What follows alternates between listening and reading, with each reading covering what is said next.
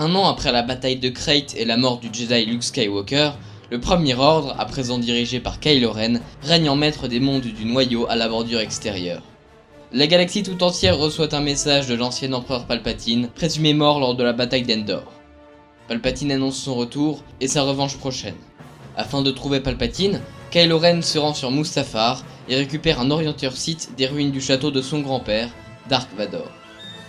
Il se sert de l'objet pour atteindre la planète secrète des Sith, Exegol. Là-bas, il découvre que Palpatine a en effet survécu et que c'est lui qui avait créé Snoke, l'ancien suprême leader du Premier Ordre, tué par Kylo. Palpatine lui révèle également que toutes les voix qu'il entendait dans sa tête, comme celle de Snoke ou celle de Vador, émanaient en fait de lui. Après qu'il ait dit que le Premier Ordre n'était qu'un début, Palpatine dit à Kylo qu'il peut lui donner tout un nouvel empire. Il fait alors s'élever dans le ciel d'Exegol des centaines de destroyers stellaires cachés dans des chantiers navals sous la surface. Il dit à Kylo que la flotte du Dernier Ordre sera sienne s'il parvient à tuer Rey, la dernière des Jedi.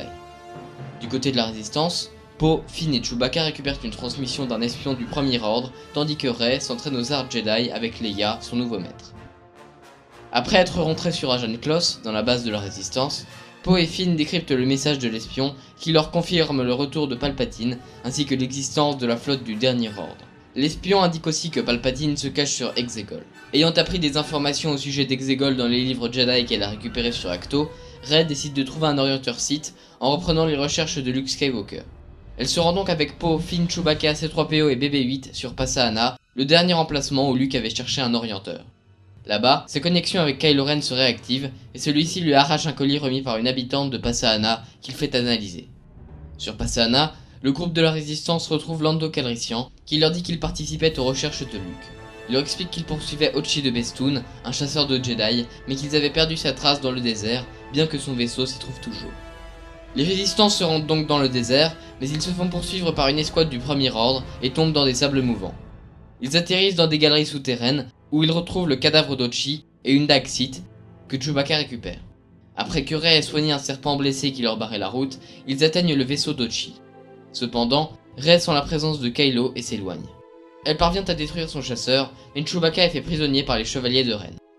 Alors que le transport du Premier Ordre décolle, Rey essaie de le maintenir au sol avec la force, mais Kylo, au contraire, repousse le vaisseau dans le ciel. Faisant appel à sa rage et au côté obscur sans le vouloir, Rey utilise des éclairs de force sur le transport, qui est immédiatement détruit. Afin de décrypter l'inscription en langue Sith écrite sur la dague que C-3PO a mémorisée, ils se rendent sur Kijimi, où Poe connaît un pirateur de droïdes. Ils y font la rencontre de Zor Iblis, qui les mène à Babu Frick, le pirateur de droïdes. Babu accède à l'inscription, ce qui cause l'effacement de la mémoire de C-3PO. Rey ressent alors la présence de Chewbacca dans le destroyer du Premier Ordre présent sur Kijimi, et les résistants embarquent donc dans le vaisseau. Pendant que Poe et Finn libèrent Chewbacca, Rey se rend dans les quartiers de Kylo Ren pour récupérer la dague Sith. Poe, Finn et Chewbacca sont alors capturés par le Premier Ordre, mais le général Hux, qui était en fait l'espion du Premier Ordre, leur permet de s'échapper. Il est cependant éliminé par le général allégeant Pryde, qui était au service de Palpatine. Rey récupère la dague, mais une autre connexion avec Kylo se déclenche et celui-ci découvre où elle se trouve. Après être arrivé dans le destroyer, il lui révèle qu'elle est en réalité la descendante de l'empereur, Rey Palpatine, la petite fille de Dark Sidious.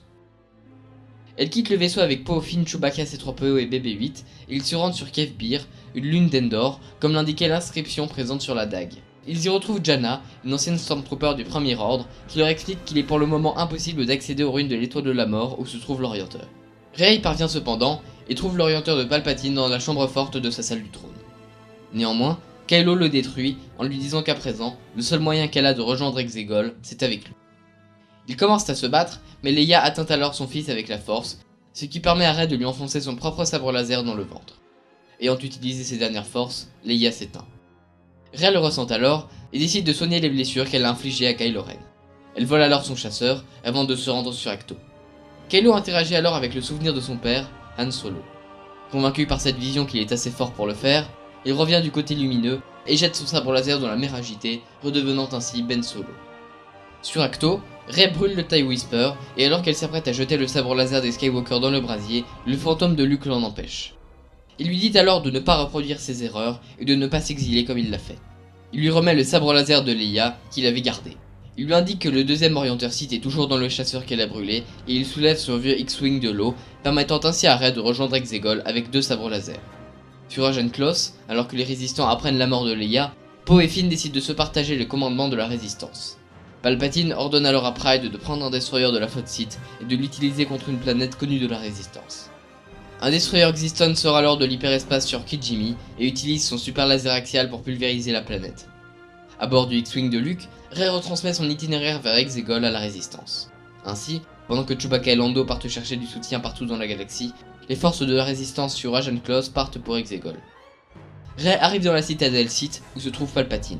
Celui-ci lui explique que tous les Sith vivent en lui et qu'il prévoit de prendre possession de son corps. Il lui dit qu'ainsi, en tant qu'impératrice Palpatine, elle pourrait arrêter le dernier ordre comme bon lui semblerait. Ben Solo arrive sur Exegol à ce moment-là et affronte ses anciens chevaliers. Alors qu'elle s'apprête à accomplir le sacrifice, Rey a une nouvelle connexion avec Ben. Il lui donne alors le sabre des Skywalker, ce qui lui permet de tuer facilement les chevaliers de Ren.